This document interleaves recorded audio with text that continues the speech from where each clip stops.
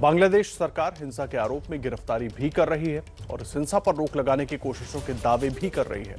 अब इन मामलों से तालिबान के तार भी जुड़ गए हैं। आखिर ऐसा क्यों हुआ है, आपको दिखाते हैं।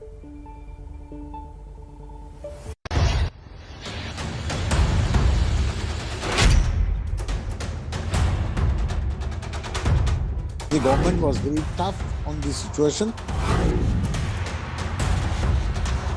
No Hindus will place a Quran in the temple. It is a pre-planned conspiracy. Those who go against the Talibani politics. क्या तालिबान से जुड़े हैं बांग्लादेश हिंसा के तार?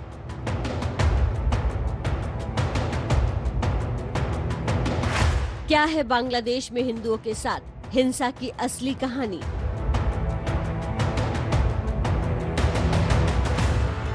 बांग्लादेश में पिछले 8 दिनों से हिंदू नफरत का शिकार हो रहे हैं। कहीं उन पर हमले हो रहे हैं तो कहीं उनके आराध्य को शिकार बनाया जा रहा है। हमला इस्कॉन मंदिर पर हुआ तो मामला अंतर्राष्ट्रीय स्तर तक पहुंच गया।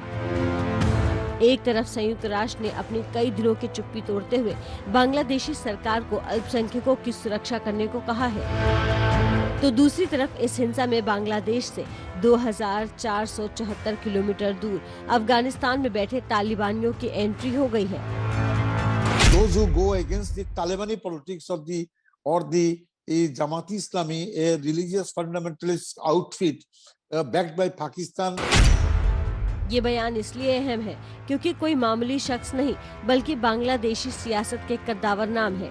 एबीपी न्यूज संवाददाता मनोज्ञा लोईवाल ने जब बांग्लादेशी संसद अध्यक्ष हसनुल हक इनू ने हिंसा को लेकर सवाल किया। Analyzing in present situation. For the last 12 years or 30 years, we are seeing that attacks are being done not only on the temples but on the Sufis, on peers and mazars, and also Buddhist monasteries, and in intellectuals, writers, and even Muslim leaders, imams.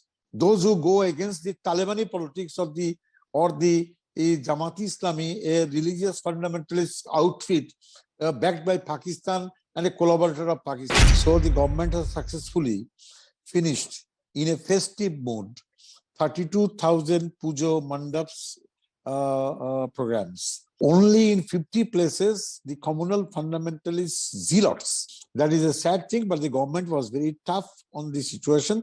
So the things are under control, and more than 300 has been arrested already, and many are on the run. It is a pre-planned conspiracy to vandalize and create a situation within the country which we can place the government in an awkward position. इनू की माने तो ये हमले सिर्फ हिंदुओं पर नहीं, उन सभी लोगों पर हो रहे हैं जो तालिबानियों के खिलाफ जा रहे हैं। इनू ने पूरे मामले की जांच का भरोसा भी दिया, लेकिन दिक्कत यह है कि हिंदुओं पर अत्याचार कम नहीं हो रहे हैं। 8 दिन बीत जाने के बाद हिंसा थमी नहीं है। बांग्लादेश में लगातार हिंदू समुदाय को निशाना बनाया जा रहा है। हिंदुओं के घर और बस्तियां जलाए जा रहे हैं। हिंदू समुदाय की दुकानों को भी जलाया जा रहा है। हिंदुओं के मंदिरों में तोड़फोड़ करके आग लगाई जा रही है। अब तक 450 लोगों को गिरफ्तार किया गया है।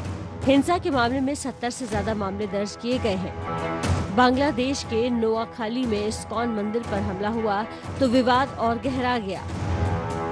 15 अक्टूबर को यहां इस्कॉन टेम्पल में सैकड़ों दंगाइयों की भीड़ घुसी और जमकर तोड़फोड़ और आगजनी की।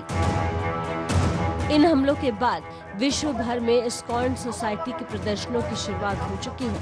भारत, न्यूयॉर्क, रूस, हर जगह इस्कॉन भक्त सड़कों पर उतर आए हैं। इस्कॉन सोसाइटी के 23 तारीख को 150 देशों में प्रदर्शन का ऐलान किया गया है। न्यूयॉर्क में, मॉस्को में, रशिया के कई दूसरे शहरों में, ऑस्ट्रेलिया, कनाडा, वहाँ से ऑलरेडी प्रोटेस्ट चल रहा है। बॉम्बे में होगा, बेंगलोर में होगा। लेकिन हम लोग 23 अक्टूबर को हमने डिसाइड किया है कि जितने भी इस्कॉन मंदिर हैं लगभग 150 देशों में, और भी जो गवर्नमेंट के प्रतिष्ठान हैं, उसके सामने भक्त आएंगे और अपनी संवेदना और जो प्रोटेस्ट भी करेंगे, जो भी हुआ, जो कांड हुआ बांग्लादेश में। इस बीच कोलकाता में मंगलवार को विश्व हिंदू परिषद की तरफ से प्रदर्शन किया गया। वीएचपी की तरफ से भी ऐलान किया गया कि आज दिल्ली में बांग्लादेश हाई कमीशन के सामने प्रदर्शन किया जाएगा। बांग्लादेश की सरकार को चेतावनी देते हैं, यदि आप चाहती हैं कि बांग्लादेश को विकासशील देशों की पंक्तियों में बनाए रखा जाए, तो उन्हें अपना चरित्र बदलना होगा।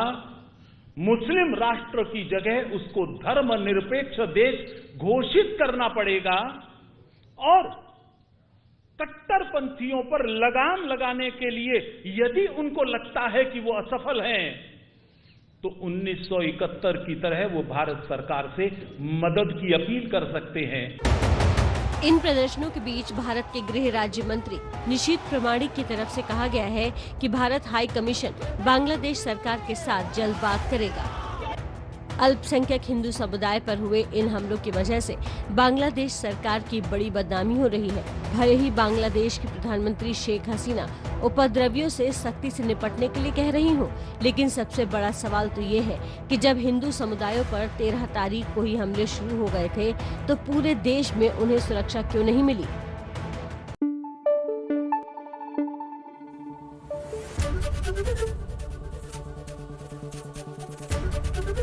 एबीपी न्यूज आपको रखे आगे।